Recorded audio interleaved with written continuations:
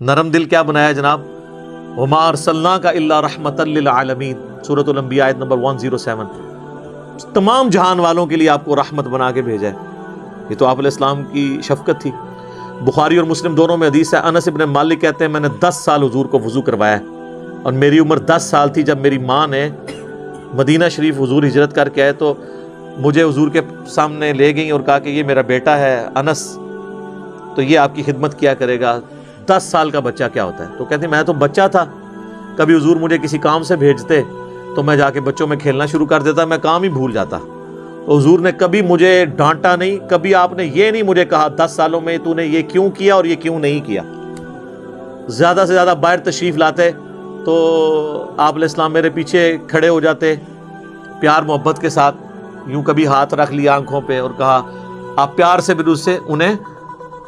انیس کہہ کے پکارتے، جیسے ہم وہ نک نیم رکھ دیتے ہیں نا،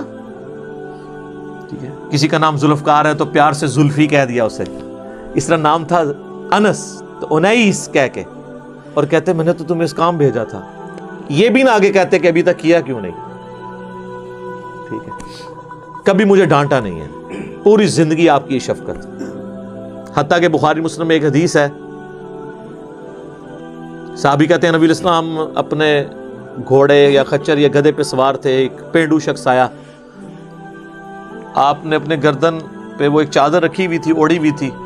اس نے سیدھے آ کے نہ آپ کی چادر کو، جو آپ کو پتا ہے پینڈو تو پینڈو ہی ہوتا ہے، اور پھر عرب دا پینڈو، ایک پینڈو تو عرب دا اعرابی، اس نے سیدھی آ کے نہ چادر یوں کھینچی،